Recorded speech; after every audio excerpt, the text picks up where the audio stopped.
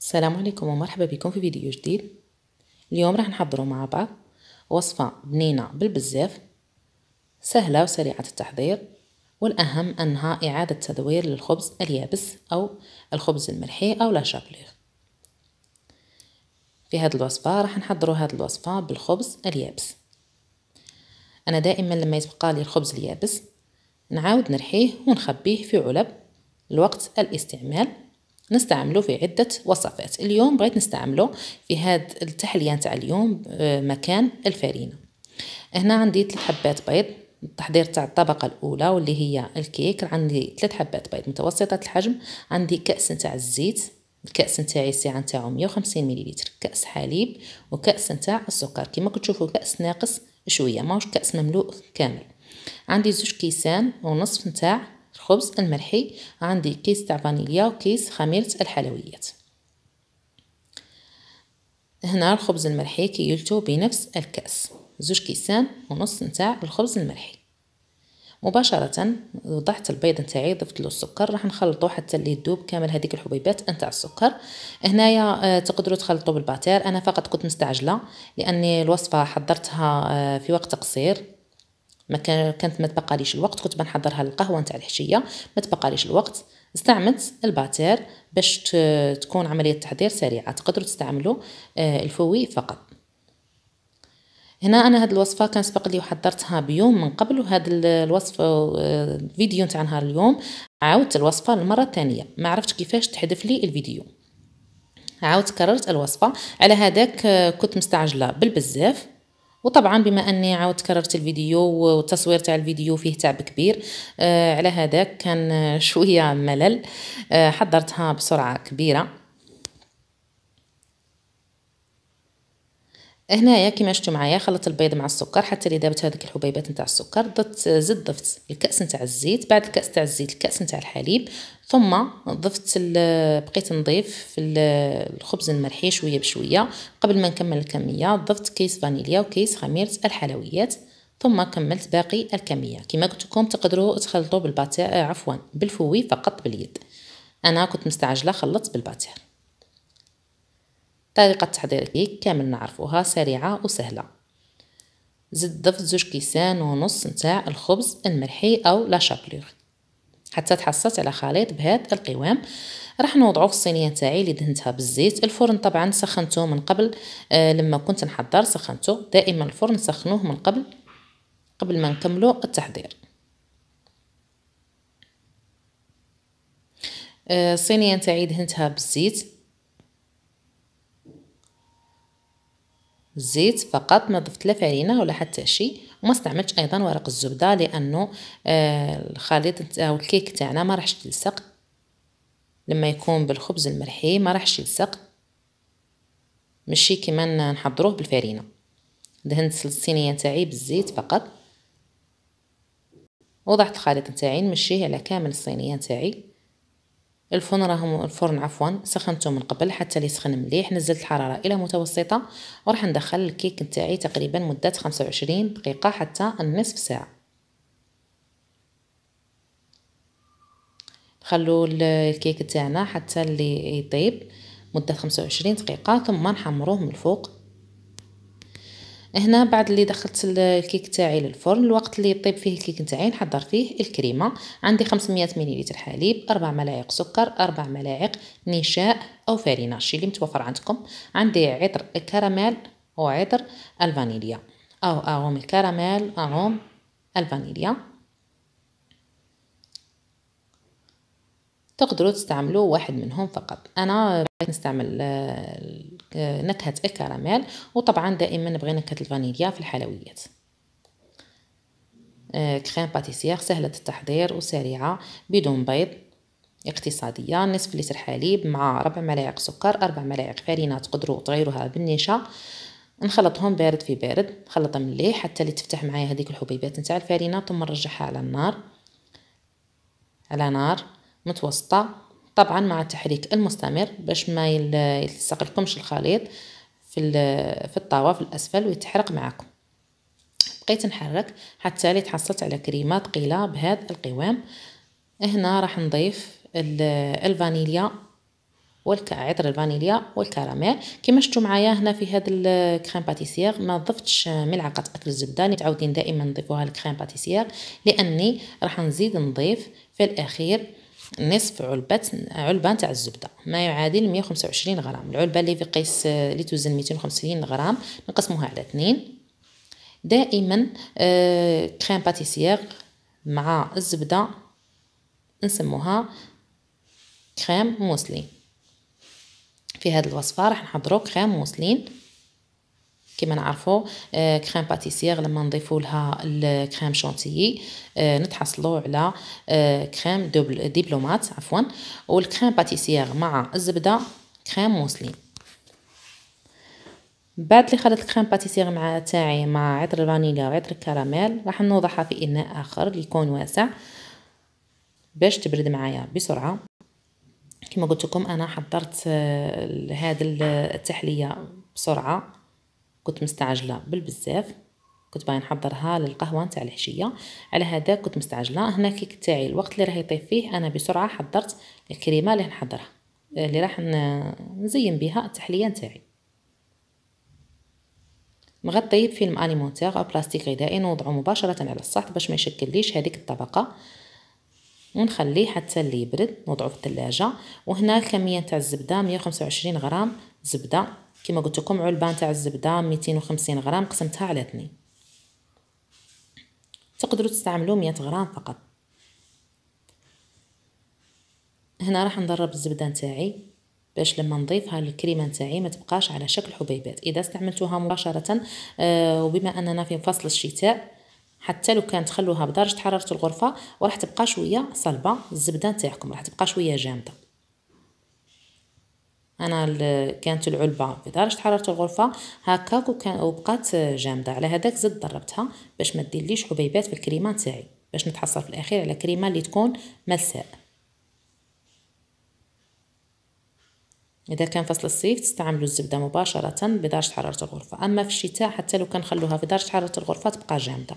الكيك تاعي راهو طاب الوقت اللي حضرت فيه الكريمه، شعلت عليه الفرن من الفوق حتى اللي تحمر كما كتشوفوا خدات هذا اللون الذهبي.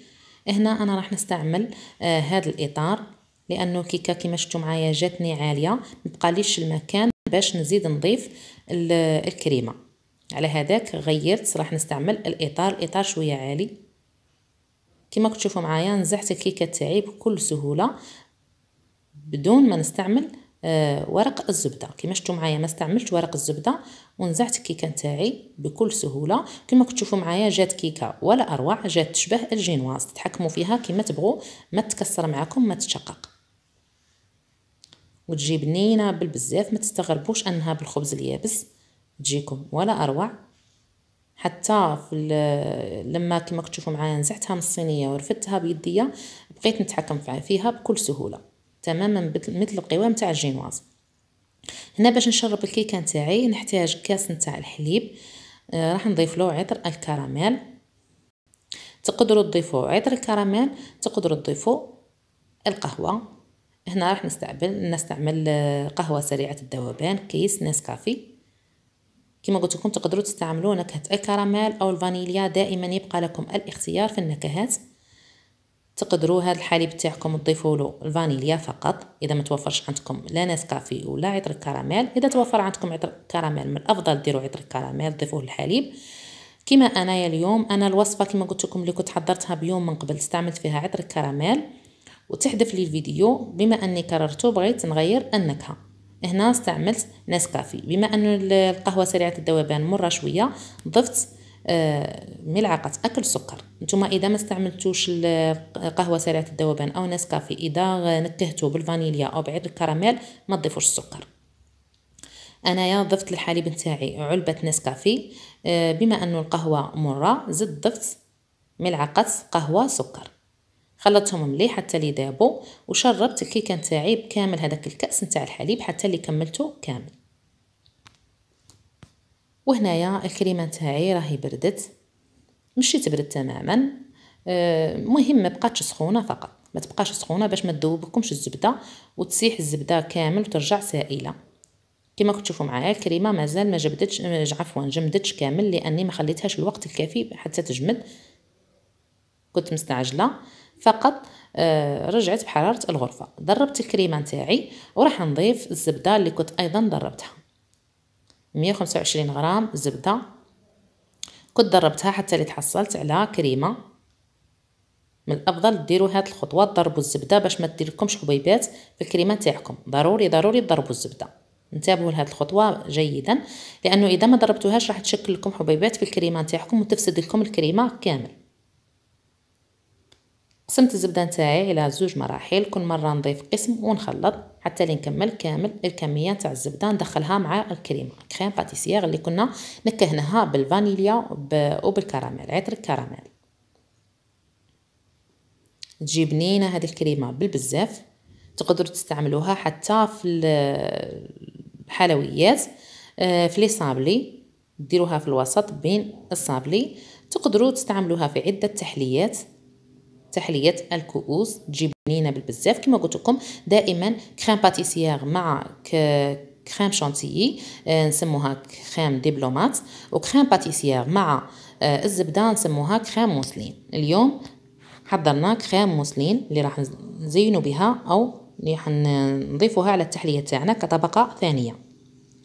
هنا الكيك تاعي كما شفتوا معايا شربته بكأس حليب مع كيس نسكافيه او قهوه سريعه الذوبان اللي كنت ضفت له ملعقه قهوه سكر باش نحلي الحليب نتاعي ما يبقاليش مر. شربت الكيكه نتاعي بهذاك الكأس كامل، كملت كامل الكأس، وهنا مباشره ضفت كريم موسلين نتاعي. صراحه البنات هاد التحليه تجي بنينه بالبزاف، جربوها ما راحش تندموا وسريعه. انا بديتها تقريبا في وقت قياسي، بديتها كانت الساعه 2:30 بعد الظهر، كانت 2:30 بعد الظهر. حضرتها الوقت اللي قدمتها لاولادي ولعائلتي كانت 4 تاع العشيه.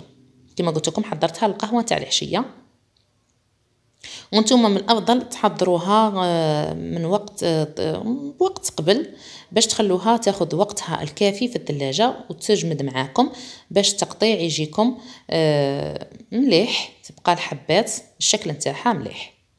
هنا سويت السطح نتاع الكريمه نتاعي كامل، رجعت الكيكه نتاعي للثلاجه الوقت اللي نحضر فيها الطبقه الاخيره او الكلاصاج. هنا عندي علبه فلون كراميل، عندي 30 غرام شوكولا بيضاء، وعندي هنايا 40 غرام حليب او 40 مليلتر حليب.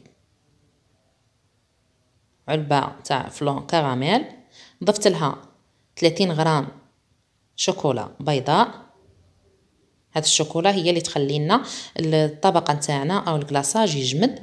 ضفت لها 40 مليلتر حليب، نوضعهم على نار متوسطه حتى اللي يذوب الشوكولا والفلون كراميل. الشوكولا تساعدنا باش الكلاصاج نتاعنا يجمد لنا.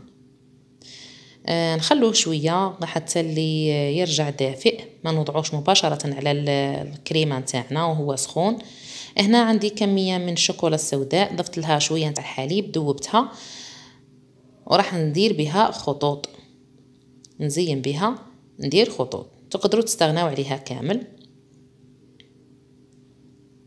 هنا مباشره بعد اللي خرجت الكيك نتاعي من الثلاجه ضفت له هذا الكلاصاج. كما قلت لكم تخلوه حتى اللي يرجع بدرجه حراره الغرفه، ما تضيفوش الكلاصاج تاعكم هو سخون مباشره من فوق النار، تمشوه على كامل السطح نتاع الكيك نتاعكم.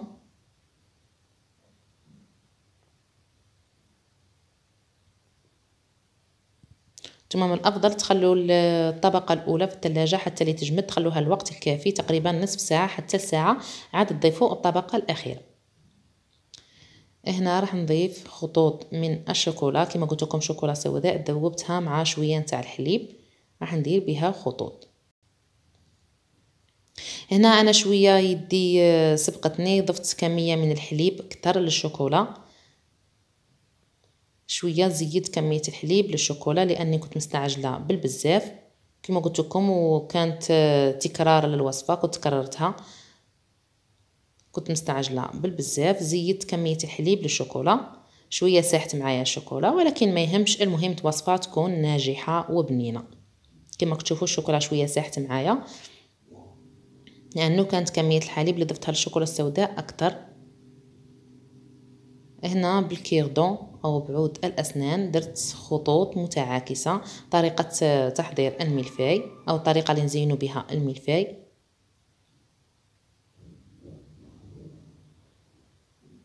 هنا كما قلت لكم الشوكولا شويه ساحت لي على الوجه،